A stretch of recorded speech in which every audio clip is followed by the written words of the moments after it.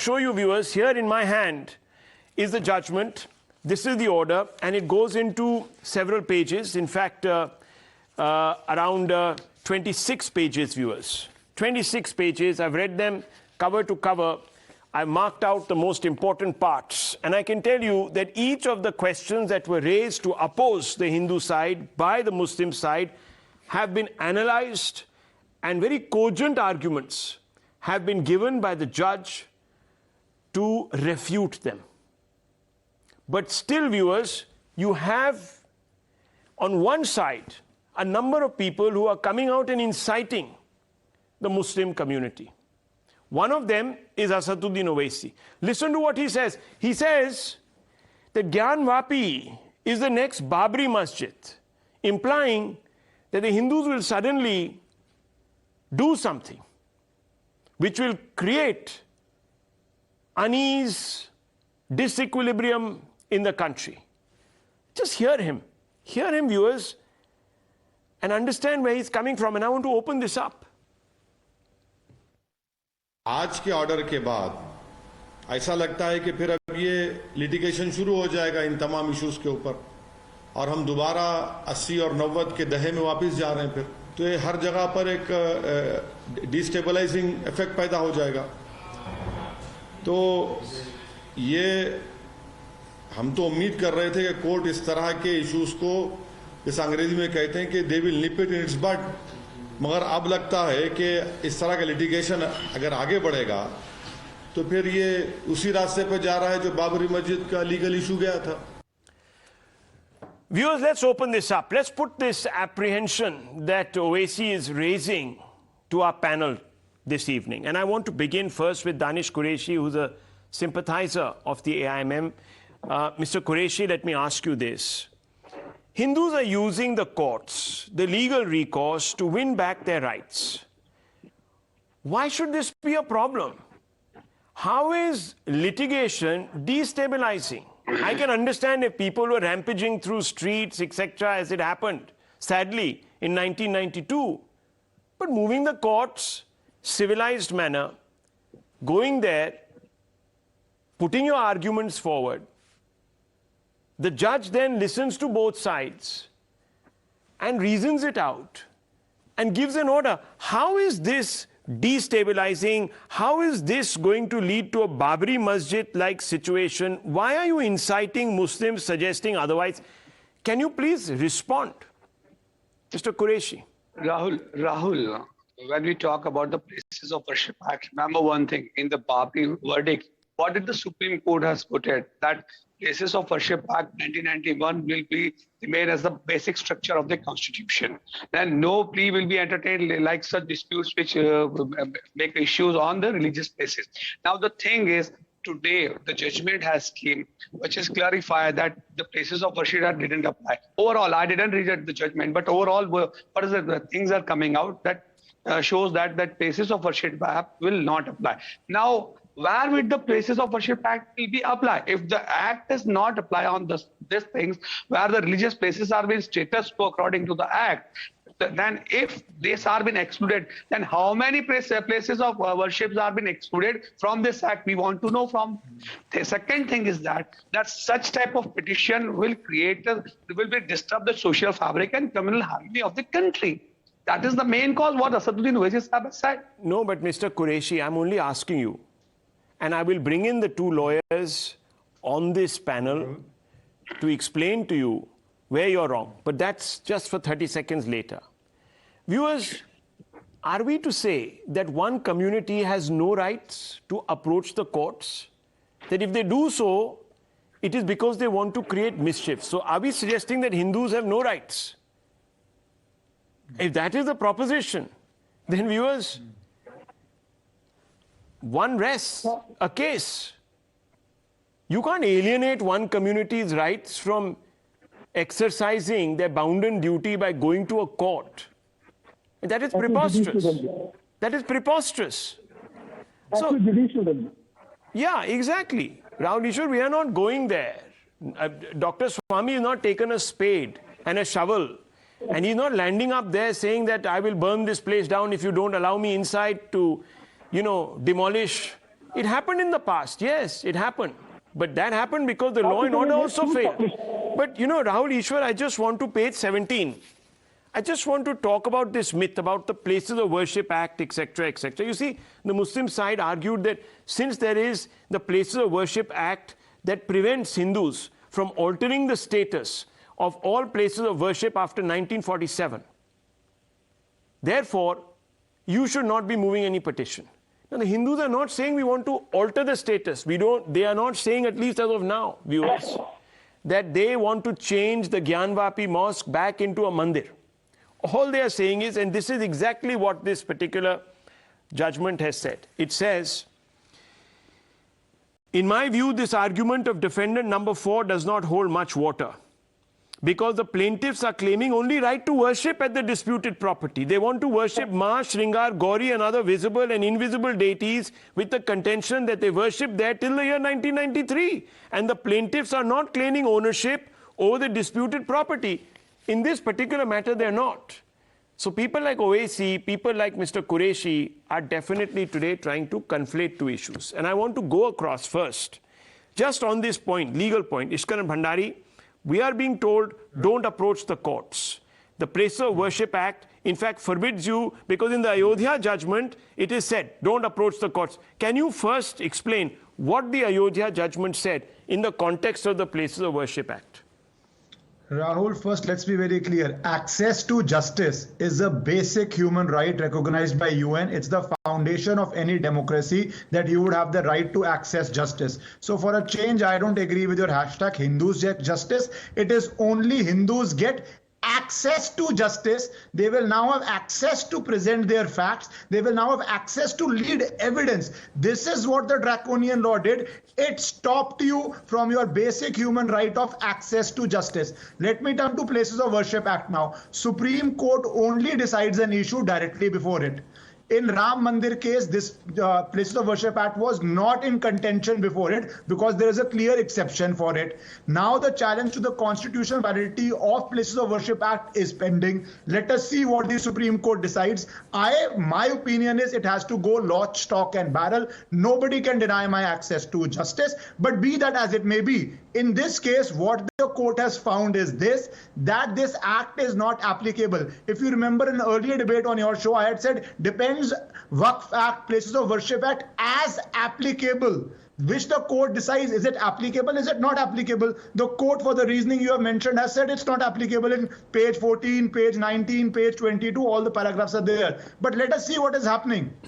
First, they used weapons to destroy temples, and later, by becoming a vote bank, they weaponized laws to prevent Hindus from accessing courts to get back the temples. This is the situation we are in. This is the tragedy that today we are celebrating. कि क्या है celebration के लिए? कि मैं evidence read कर पाऊंगा, मैं facts court में बोल पाऊंगा कि मंदिर पे या places of worship में मेरा right क्या है? This is the level of draconian law read with the Waqf Act, which is the ecosystem they created. And I think today's order, if I may paraphrase Neil Armstrong, is one small order by court, but a giant leap for justice for temples. Okay, so let me now bring in Mr. Uday Mahurkar, Rahul Ishwar, and the Congress representative Lokesh Jindal. Now, Mr. Jindal, let me begin with you first. Why did the Congress, to paraphrase Ishkaran Bhandari, weaponize laws to disadvantage the Hindu community? I know that the law applies equally to all communities. I concede that point. But the effect of the law is chilling on the majority community the most.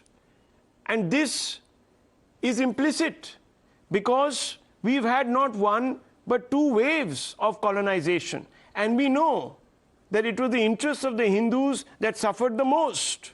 We know this. So why? Why, sir, would a free government of free independent India extend this colonial historical travesty? Why? Mr. Jindal. Good evening, Rahul. When we talk about the nature of Indian state, it's a secular state. So its laws are not going to be on the basis of religion. And secondly, when we talk about Places of Worship Act 1991, it aims at maintaining the religious character of any place of worship. And now today, Varanasi court's judgment came as a surprise to me because the court observed that the plaintiffs, they had been worshipping incessantly till 1993. Now, please tell me, on what literary and material evidential basis has the court established this fact? The point is, there were worships in that particular place, that particular place of worship, but the religious character of a place of worship will be decided by the activities that take place in that place of worship. Now, if you're going to allow rituals, Hindu rituals every day in a Gyanvapi mosque, it ceases to be a mosque. It will become a temple. The point is, if Places of Worship Act 1991 still prevails, it has not been struck down by the Supreme Court. Therefore, the court must uphold the Places of Worship Jindal Saab, Act. can I ask you a simple question? When was the Yes, sir. Gyanvapi mosque constructed? Can you answer this question? 1669. 1669, by your own admission, right? Yes. Since then, Hindus were allowed to go and offer prayers. You know this, right up till 1993. Did it become a temple? No, sir. So who are you trying to fool? Holkar. It was Ilya One Bai second, Holkar. sir. Is it not a fact? And I'll read it out to you. That till 1993, Hindus were going there and offering prayers at Ma Shringar Gauri site till 1993.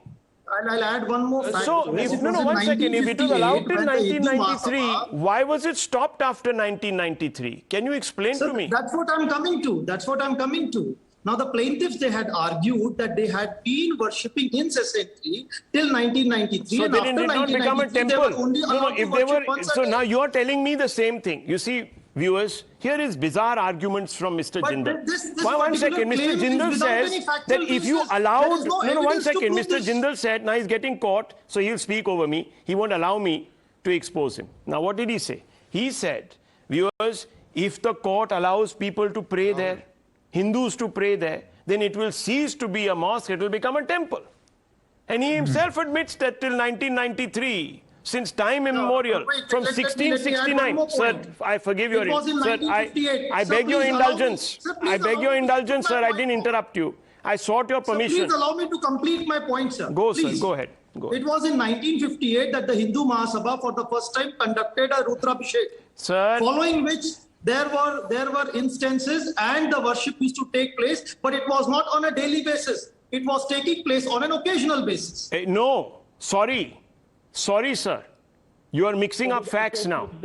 You are mixing up facts. In fact, let me bring in Rahul Ishwar on this point and Uday Mahurkar. Rahul Ishwar, can you please correct the temporary amnesia that Mr. Jindal has on my show quite often? Can you please explain to him? He himself is saying it was made in 1669, this mosque, that there was an uninterrupted prayers that were going on from the Hindu side there. It did not become a temple. But suddenly now, it will become a temple. Yeah. 3 quick submissions. One, let us understand the context of it. Will Durant, not an Indian, not a Hindu, Will Durant rightly says, the invaders' conquest of India is the bloodiest story in human history. So this is a reality that millions were slaughtered, thousands of temples were destroyed. This is an unchangeable, undeniable fact of history that happened. Second point, but we all know, like Pujaniya Sarsang Jalak Mohan Bhagawatji pointed out, we cannot take revenge on history. People like Sadhguru rightly said, we cannot take revenge on history. But some spaces are very special for Hindus. Let us be very open and honest about it. Ayodhya is very special because there is Rama Janmabhoomi. Kashi is very special because there is the Jyotirlinga of Mahadev or Paramashiva. And Mathura is very special because this is a Krishna Janmabhoomi. All the Hindus has been asking for a long time is, rather than legal confrontation, can we go for some kind of a reconciliation? And Jindalji, with great respect to you, in the 300 years of prayers, where you say occasionally, when by that occasion, did it become a temple? Did it become something else? So the point here is, yes, we respect the Muslim brothers' sentiments, saying that, it can go on an endless list. That's why Pujaniya Sarsang Chalak said in a very statesmanly manner that we need not search for Shivling under every mosque. That was a very statesmanly thing to say from a powerful Hindu organization head. But at the same point of time, Gyanvapi is very sensitive and important. I hope our Muslim brothers listen to it. And one more thing, let me quote KK Muhammad, who himself hails from a Muslim community, who's a very prominent archaeologist and a very prominent intellectual. Sri KK Muhammad categorically says and requests the Muslim community to leave the claims in Gyanvapi and Mathura so that there can be a reconciliation. And like Subramanian Swamiji, who is a very strong Hindu voice, rightly said, we can definitely assist our Muslim brothers in building the same mosque on another side. Is that not harmony? If you are going for hair-splitting arguments, we can have endless number of arguments on both sides. But even Supreme Court appointed a committee which had people like Shri Ravishankar to find some kind of a consensus, conciliation. Are we going to endlessly fight? Are we going to endlessly incite our Muslim brothers saying that you are being subjugated? See, Hindu community has been wrong for centuries, and there is a sentiment attached to it, and it is more attached to three places. I know there may be some people who are claiming more, but all the mature leaders, including Swami Chinmayananda, when he started the movement, the Shankaracharya said 3 places are important. And please remember, there is a Janmastan; it cannot be changed. There is a DT, Chaitanya, Janmastan. So please understand the sensitivity. Either we can go the legal confrontation way, which may take years or decades, or rather reconciliation, where we can have a lot of consensus or harmony, and there will be Hindu-Muslim unity. Had Mahatma Gandhi been alive, he would have originally opted for this consensus and conciliation, because at the end of the day, we need consensus or harmony and pluralism in this nation. Rather than the mere Nehruvian technicality, we need to find solution. Allow me to reply, sir. Yes, Mr. Jindal. Yes, I want to bring in Udayji right after. Sir, yes. sir, what you stated is accepted. But please tell me where it should stop. Now, if you talk about the Durga temple at Aihole, and during the time period of Pushyamitra Shunga, so let the courts decide that, Jindal Sahab. That both his temples, let the courts decide that. Shrines, they were devastated, and Hindu shrines were constructed. That's okay, now, Lokesh bhai. Don't you think that if there is a right that flows from the Constitution, a fundamental right, it should be exercised? Yes, so you can appeal. No, let me finish. Jindal Sahab, you can appeal to somebody to not exercise their right, but you can't curb it using arbit legislation. Excuse me. You can't curb it using arbit legislation. Udayji, what do you say to Lokesh Jindal? He says, where will you stop? At this rate, you'll dig up everything. But if you approach the courts, Rahul, let the law take... Either you should... Rahul, either you should... Yes. Rahul, either you should give equal opportunity to all or reduce the number of guests. Yes, sir. In order to be fair to everybody. Yeah. Having said that, today's judgment is entirely in keeping with the law of natural justice. I totally agree with Rahul Ishwar and Dr. Swami. But let us go deeper into history. Then the 1991 Worship Act is being repeatedly cited to justify the position of Muslims and those who do not want a temple to come up there at the very place where the mosque stands. Let us look at the history of this country. As Rahulji said, thousands of temples were destroyed during the medieval period. Then India was partitioned, and let me tell you how India was partitioned. The 1945-46 Central Assembly and Provincial Assembly election, just have a look at the voting pattern. Total voting was less, it was only 20% on the part of Muslims. But out of 20%, 87% voted for Muslim League. Now we may not apply pro rata, this percentage on 100% Muslims. But one thing is very clear, a majority of the Muslims in 1945-46 wanted partition of this country, and they wanted Pakistan.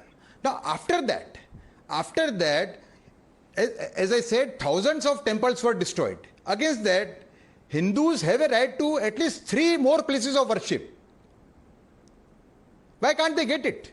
Ayodhya is come 2 more, at least 2 more, which is Mathura and Gyanvapi. Gyanvapi is historically etched in the minds of Hindus.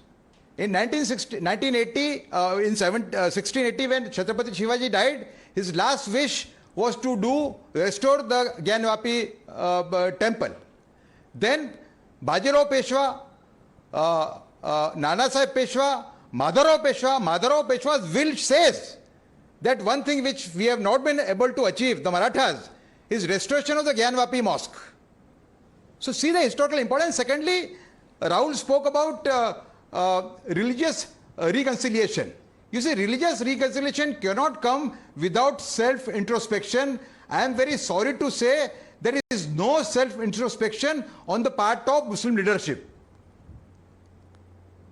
You see, those demanding hundreds of places back are very few. Those who matter in this country, they are talking about maybe 3, 4, 5, maybe at the most 10 places of worship. Against thousands, 40,000 which were destroyed. Why can't the Muslim leadership guide their community along these lines? You see, when Pope went to Tel Aviv in 2000, he apologized to the Jews for the atrocities which the Roman Catholic community had committed on the Jews over the past 2000 years. I think the atrocities which were committed by Muslim invaders, particularly those during the Sultanate period and then Aurangzeb, were maybe of higher magnitude than even the Jews. So why can't they indulge in some self-introspection and take the path of religious reconciliation? Okay. I think a time has come for that. Okay. And more than that, Prime Minister Modi also talked about removing symbols of slavery. He was not talking about slavery only during the British period. Slavery over the last 8,000 years. Now, I can understand that we can't have a situation of anarchy where we are demanding all the places of worship back which were destroyed. But at least Hindus have a right to at least 2 more places. Okay. Kashi and Mathura. So if Hindus are pursuing that right, Abhishek Sudhir, who's an advocate also with us, Tiranga Shakha, I think associated with the Aam Aadmi Party, if I'm not mistaken, Advocate Saab. Thank you for being patient. I just want to ask you this fundamental question that flows straight out of what Mr. Mahurkar has said. Look, don't you believe that in a secular society, Hindus have an equal right to go to the courts and demand their rightful due when it comes to them believing that their faith is being impacted? What's the problem? So they're going to court. Right. I've listened carefully to what Dr. Swami, Ishkaran Bandari and Rahul Ishwar have said, Mr. Mahurkar has said. I think the solution to all their problems can be provided by the Prime Minister of India. Why doesn't Mr. Modi repeal the Places of Worship Act 1991? Prime Minister Modi enjoys a brute majority in the Lok Sabha. He has pushed through legislation in the Rajya Sabha. Farm laws have been passed by voice vote. When you can push through such contentious legislation, simply repeal the Places of Worship Act and restore the access to justice that Ishkaran Bandari was speaking of. So when the inheritor of L.K. Advani's legacy is not repealing that act, I really don't think his supporters or the proxies of the ruling dispensation can really, come complaining on national television. I agree with Rahul Ishwar. I feel that the defendants in this case, I don't like to refer to those parties as the Hindu side and the Muslim side. I'll call them the plaintiffs and the defendants. The defendants have now said that they will appeal today's order. I would appeal to them and say, why don't you all sit down, find a solution, form a peace and brotherhood committee and see how pujas may be offered by the Hindu side without going to court. The same mistakes that were made in Ayodhya are now being repeated in Varanasi. India cannot afford this, and our focus needs to be on schools, on education, on healthcare, on malnutrition. We need to stop litigating the past. We need to stop fighting these battles between Aurangzeb and Ahilyabai Holkar. Yeah. We need to look to the future, and we need to look to make India the #1 country in the world. We're not going to do that if we keep being stuck in the past. Okay, basically. But Advocate Saab, now you said, why doesn't Modi just scrap the Act of Parliament, withdraw it, etc. Now, viewers, if he were to do that, these same parties will say that he is appeasing a Hindu vote bank, that we have unleashed Hindutva upon this country. Isn't it best, viewers, that the courts themselves test the legitimacy of this act? The courts themselves pronounce it, Ishkaran Bhandari, as being ultra-virus perhaps of the Constitution, so that all these doubting Thomases who will then spring forth like they did when it came to protecting minorities in Muslim states like CAA, etc., You're just giving the Prime Minister a pass, Mr. Shivashankar. I'm not giving a pass. Why are you I'm giving the only, Prime Minister I'm a only pass? presaging what will happen. I have in fact role. argued, Abhishek ji, I have argued for this. I have argued for this. I believe that the NDA should step in and scrap this. Yes. But perhaps, given the type of opposition we have today, that will read motives into anything and everything. It is best that the court actually sits in judgment of this and points out.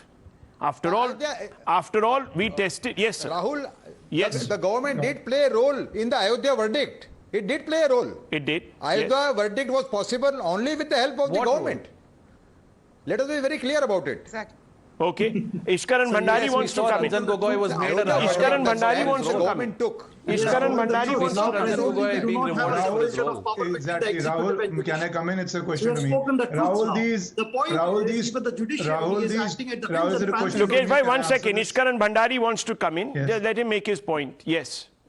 Rahul, these two clever by half arguments by people trying to seek political relevance. What do they do when Parliament passes law? You pass CAA law. Do they respect it? No. It leads to a Shaheen Bagh. It leads to violence on the roads of Delhi. So these people who have scant respect for the Parliament should anyways not talk about what the Parliament does. But what is more important here is the government of you India will refuse to take its pass stand laws because in the of the constitution. government Let me, respect don't the interrupt. Parliament? Please don't interrupt. What kind of The a- government what of kind of India an will accusations to be have to passed take a stand. parliamentary? People have the Rahul, right this to is not the protest way we any can law that is argue. passed. So you say you protest, so we won't pass a law. Rahul, this is not the way. One You at a will time, protest, so gentlemen, we one won't at a pass a law. time. This I'll is bring you in. what I'm Advocate, I'll bring you in. Advocate Sudhir, I'll bring you in. Lokesh ji, 1 second. Let Mr. Bhandari finish his point. You can rebut. No problems. No one is running away. Yes.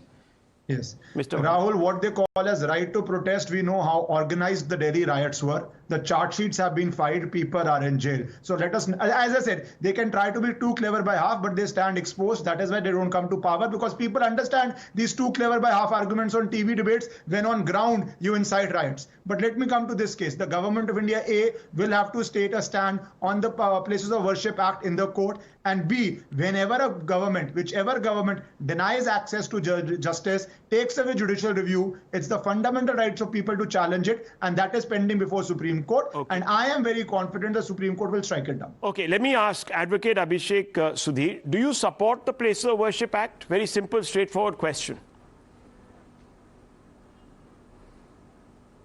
The Place of Worship Act was enacted by a government that was in the business of undoubtedly appeasing certain communities. They appeased every community. They appeased the majority community, the minority community. We all know which party we're talking about, the party that has been the ruination of our nation.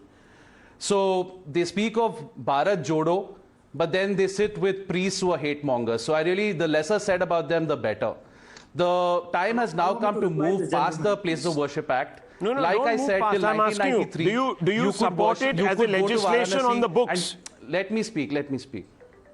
Very quickly, would the AAP support? legislation, the Would Place the of AAP Worship Act of support, for 1991, example? in my opinion, Yeah, would the AAP support such a legislation I have or nothing to oppose do it? with the AAP. I'm not a spokesperson. Okay, so I do not. Okay. I have nothing to do with the AAP. I don't hold any brief for the party. Okay. If you want my personal opinion, I can give it to you. Yeah. The Act asks the Act, 1991 Act, is a bar. It's a bar on the maintainability of a petition. Right, so today the judge has said the Act is not a bar because the petitioners in the case are not seeking to change the religious character. They're just saying we have a right to worship, go let us worship. That's all they're saying. It also so as bars- long as they're not trying to change the character, It also as long bars as the the review. battle to pray is being fought in the Rahul, courts it's a and not simple on the question. streets, I don't have a problem. Rahul, allow me Okay, to answer. okay, 1 second. Okay, Jindal, 1 second. Ishkaran Bhandari wants a counter question. Yes, Rahul, counter it's a question. simple question. Are you in favor of Places of Worship Act, or you think it should go? It's a very simple question. He won't answer that. Will you? Yes, no. Scrap? Ishkaran Bhandari, should Narendra Modi repeal the Place of Worship okay, Act? so Simple we've had question. a- we've Answer had me a- that, I'll answer you back. Okay, Why is I Narendra will Modi answer not it. I will answer repealing it. I the have no Place of problems. Worship I Act? won't run away.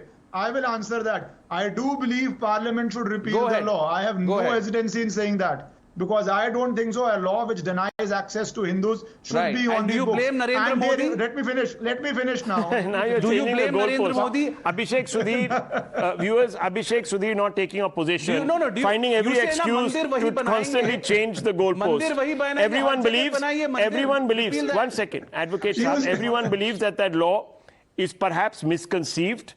It would be great if the Supreme Court shines light on its legalities. That is also happening. There is a petition. The government is going to be responding within, it's been given a time of another 10 days to respond, 2 weeks from Friday last. So another 10 days, we should have the government's response. But Lokesh Jindal, even Advocate Abhishek Sudhir believes that this was a very, very cynical attempt at, and very, very important, at appeasement. Very quick response, sir. So it's not about appeasement, it is about positive discrimination. Now, a secular state takes upon the right so as to protect the interests of minorities. This positive discrimination involves giving them extra protection so that their rights are not infringed upon by majority. So please do not laugh shamelessly. Okay, well, sir, I have to say, Jindal Saab, I have to say, hats off to you from trying to defend the indefensible. More breaking news coming in. No end to the Gyanvapi fear-mongering. Now the PFI, fascist elements will be emboldened. Viewers, the court has taken a decision here, but the court, it is being insinuated, is part of the process of emboldening fascists in this country. So look at the clever way at which the judges are now being intimidated, viewers, by the AIMIM chief, by people like the PFI, groups like the PFI, who are trying to subtly communicate to the courts that if you allow for allowances around the Places of Worship Act, there is going to be fascism. There is going to be another Babri Masjid type demolition. So viewers, look how subtly the message is being sent to the courts that don't become part of some larger fascist project. Viewers, this is not on. It's scary.